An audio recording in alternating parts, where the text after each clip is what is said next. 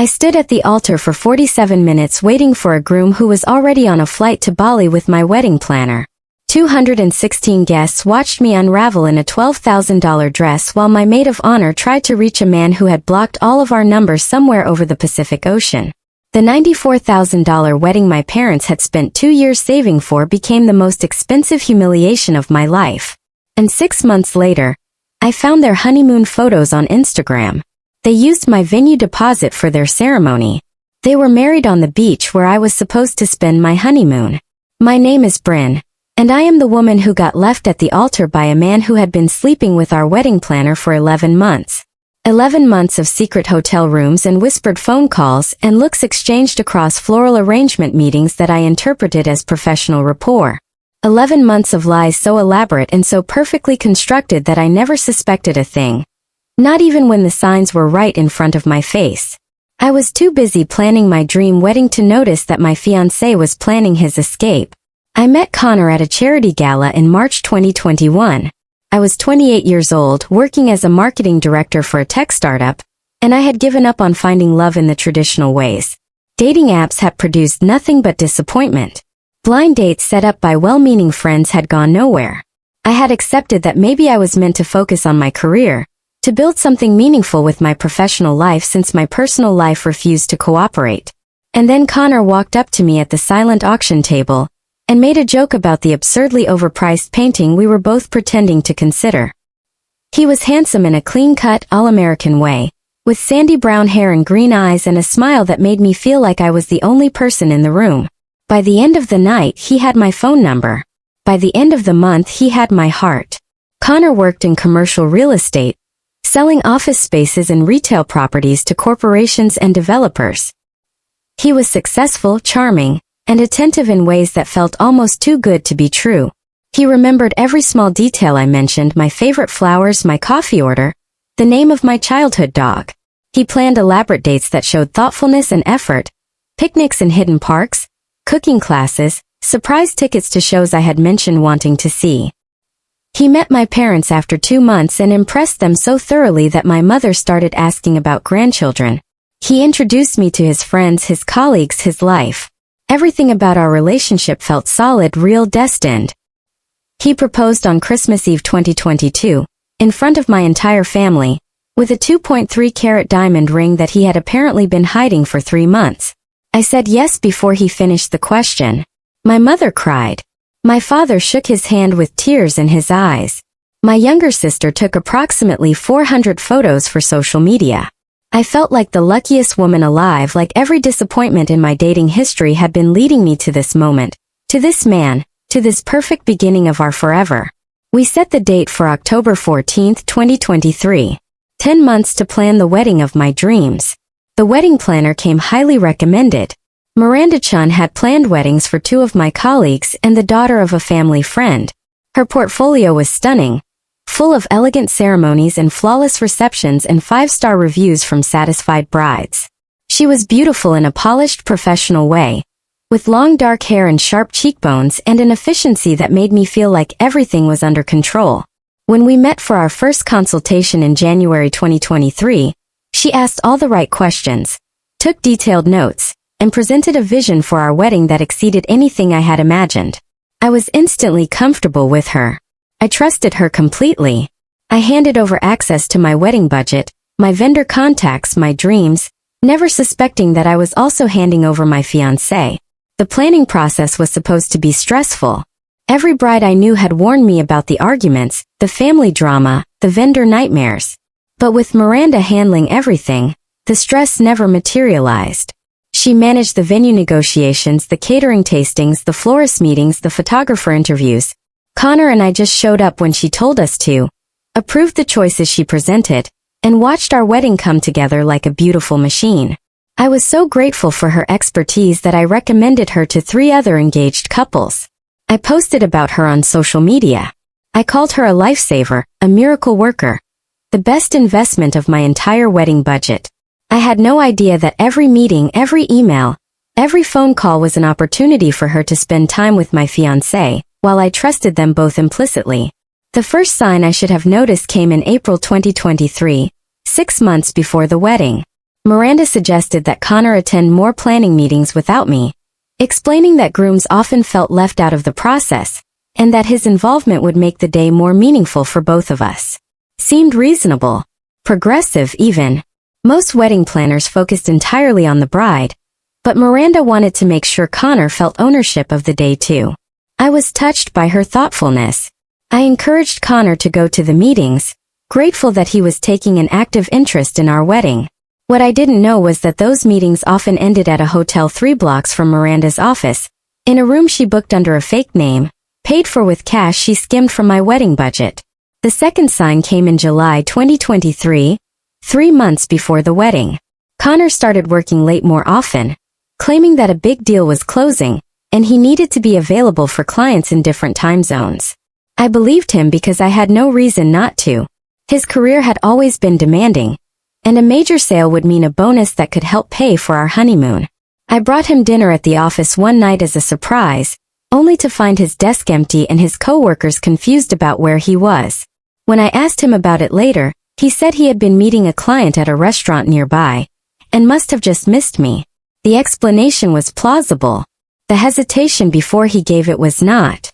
But I filed away my suspicion and told myself I was being paranoid. I was stressed about the wedding. I was imagining problems where none existed. I chose to trust him because the alternative was too painful to consider. The third sign came 2 weeks before the wedding. Miranda called to tell me that the venue had made an error with our deposit, that we owed an additional $8,500 to secure our date, and that she needed the payment immediately or we might lose everything we had planned. I was panicked. My parents wired the money that same day without questioning the request. What I didn't know was that there had been no error. The original deposit had been refunded to an account Miranda controlled 3 months earlier. She had been slowly redirecting payments throughout the planning process, collecting funds that were supposed to go to vendors, and instead funneling them into an account she shared with Connor. By the time of the wedding, they had stolen approximately $67,000 from my family, not counting the $27,000 in legitimate payments that had gone to vendors who would never deliver their services. The morning of October 14, 2023 was beautiful.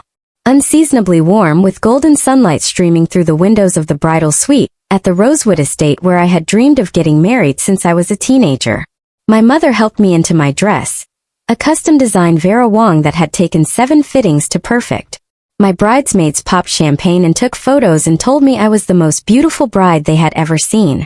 I believed with complete certainty that this was the best day of my life. I had no idea that 3,000 miles away, the groom was already landing in Bali with the woman who had planned every detail of the wedding. He had no intention of attending. The ceremony was scheduled for 4 p.m. By 3:45 there was no sign of Connor. His best man Derek was texting and calling frantically, getting no response. I told myself he was probably stuck in traffic, probably nervous, probably just running late. Grooms were always late, weren't they? My father kept looking at his watch with an expression I had never seen on his face before.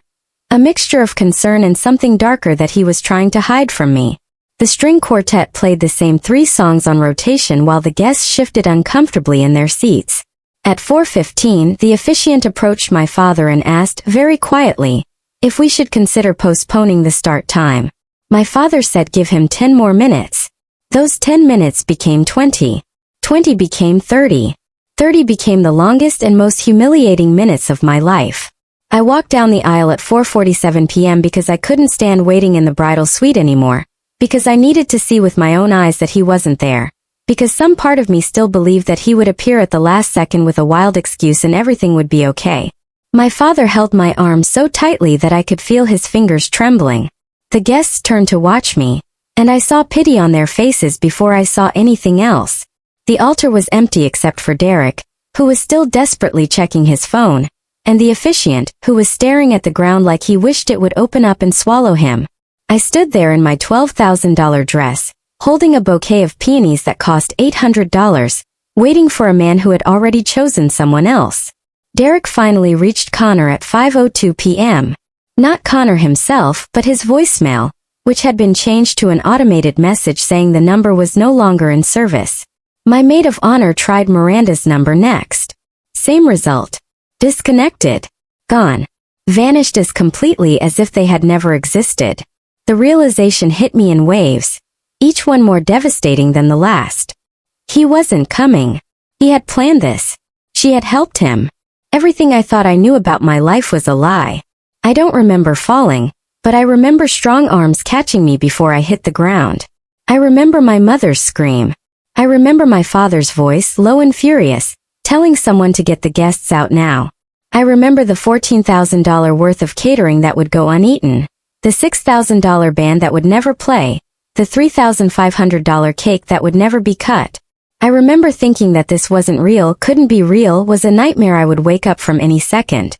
The investigation started that same night. My father called the police, then a private investigator, then our family lawyer. What we discovered over the following weeks painted a picture so calculated and so cruel that I still struggle to comprehend it. Connor and Miranda had been having an affair since November 2022, starting just weeks after our first consultation. The affair had quickly evolved into something more. A shared plan to extract as much money as possible from my wedding budget before disappearing together.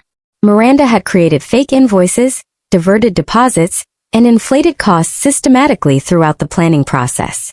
Connor had contributed by running up credit cards in my name that I didn't know existed, taking out a personal loan using forged documents, and emptying the joint account we had set up for our honeymoon fund. In total, they had stolen $94,000 from my family and left me with an additional $31,000 in fraudulent debt. They had flown to Indonesia on October 13th, the day before the wedding, using tickets purchased with points from a credit card in my name. They had planned every detail of their escape with the same precision Miranda had applied to my wedding. New phones, new email addresses, cash withdrawn in small amounts over several months so it wouldn't trigger fraud alerts. A rental house in Ubud paid for 6 months in advance. They had thought of everything except the possibility that they would eventually get caught. The first Instagram post appeared on April 3, 2024, almost 6 months after they disappeared. A mutual friend sent me a screenshot with a message that just said, "I'm so sorry." The photo showed Connor and Miranda on a beach at sunset, him in a white linen shirt, her in a flowing dress, both wearing wedding rings. The caption read, "6 months married to my best friend and soulmate. Every day is an adventure. Hashtag blessed, hashtag couple goals, hashtag Bali life." I stared at that photo for so long that my eyes stopped focusing. They had gotten married. In Bali. On the beach where I was supposed to spend my honeymoon. They had used my pain to fund their happiness, and they were broadcasting it to the world like they had done nothing wrong. I responded in the only way I knew how. I screenshotted everything. Every post, every story, every comment, every location tag. I sent it all to my lawyer and to the FBI fraud division that had opened a case based on my family's complaint. I learned that they had been posting for months under fake names before switching to their real identities, apparently confident that enough time had passed for them to be forgotten. They were wrong. The internet never forgets, and neither did I. The arrest happened on June 17, 2024. Indonesian authorities detained Connor and Miranda at Ngurah Rai International Airport as they attempted to board a flight to Thailand. They were extradited back to the United States 2 months later, after a legal process that my father paid for personally, because he wanted to see them face American justice. The charges included wire fraud, identity theft, conspiracy to commit bank fraud, and theft by deception. Connor's bail was set at $750,000. Miranda's was set at $500,000. Neither of them could pay it. They sat in separate county jails awaiting trial while I sat in therapy trying to piece my life back together. The trial took place in February 2025, 16 months after they left me at the altar. I testified for 3 hours, walking the jury through every lie, every stolen dollar, every moment of humiliation I had suffered because of their scheme. Connor's lawyer tried to paint me as a scorned woman exaggerating for revenge. Miranda's lawyer tried to argue that she had been manipulated by Connor into participating. Neither strategy worked. The evidence was overwhelming. Emails they had exchanged planning the theft. Bank records showing the money transfers. Receipts from the Bali house paid for with funds stolen from my family. The jury deliberated for 4 hours and returned guilty verdicts on all counts. Connor was sentenced to 7 years in federal prison. Miranda received 5 years, with the possibility of parole after 3. The judge ordered them to pay restitution of $94,000, though my lawyer told me we would likely never see most of that money. They had spent it. The Bali house, the travel, the 6 months of living their best life on my family's savings. It was gone, converted into experiences and Instagram posts, and a marriage that was now meaningless, because both of them would spend the next several years behind bars. I watched their faces when the sentences were read. Connor looked shocked, like he still couldn't believe that his charm wouldn't save him. Miranda looked terrified, finally understanding the consequences of what she had done. I waited to feel satisfaction, vindication, closure. Instead I felt hollow. Justice had been served, but justice couldn't give me back the year I spent recovering from their betrayal. Justice couldn't erase the memory of standing at that altar alone. Justice couldn't fix the trust issues that now made every new relationship feel like a potential trap. They were going to prison, but I was serving my own sentence, a life shaped by what they had done to me. The aftermath of that day has been a slow and painful reconstruction. I moved back in with my parents for 3 months because I couldn't afford my apartment after the fraudulent debt was sorted out. I lost 11 pounds because I couldn't eat without feeling nauseated. I had nightmares about the wedding, about standing at the altar, about the looks on the guests' faces when they realized what had happened. I started therapy twice a week, then once a week, then every other week as I slowly rebuilt my ability to function. My therapist diagnosed me with PTSD, which seemed dramatic until she explained that betrayal trauma, especially public betrayal, created the same neurological patterns as any other trauma. My brain had been rewired by what happened to me. Rewiring it again would take time. I started dating again in the fall of 2024, almost exactly a year after the wedding that never happened. His name was Marcus, and he was patient in ways I didn't know I needed. He understood when I flinched at unexpected kindness. He didn't push when I needed space. He answered every question I asked, even when my questions were paranoid and unfair, because he understood that I was learning to trust again, and that trust required transparency. We took things slowly, impossibly slowly by normal standards. 6 months before I would call him my boyfriend. 9 months before I met his family. A year before I could say, "I love you," without feeling my throat close with fear. But we got there. We're still getting there. And he has never once made me feel crazy for being careful. The wedding industry has changed for me forever. I can't see a bride in a white dress without feeling a twist in my stomach.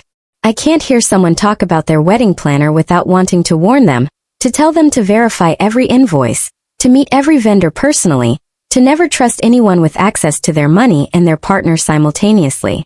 I know that my experience was rare, that most wedding planners are honest professionals who would never dream of doing what Miranda did. But I also know that predators exist in every industry, and that the wedding industry is particularly vulnerable because it deals with people at their most trusting, their most hopeful, their most financially exposed. My parents now require background checks on anyone who handles significant amounts of money for them. I do the same. It's not paranoia if it's based on experience. I kept my wedding dress.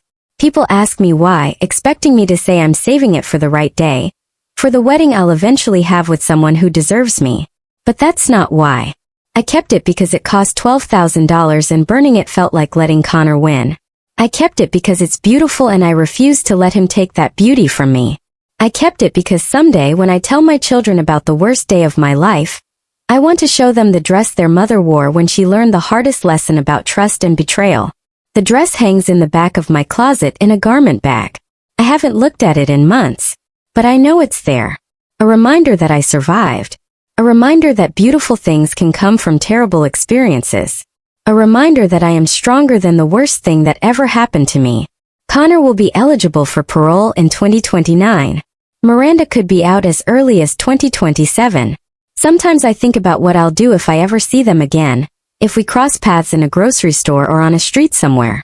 I used to fantasize about confrontation, about screaming at them, about making them feel a fraction of the humiliation they made me feel. Now I think I would just walk away. They took enough of my life already.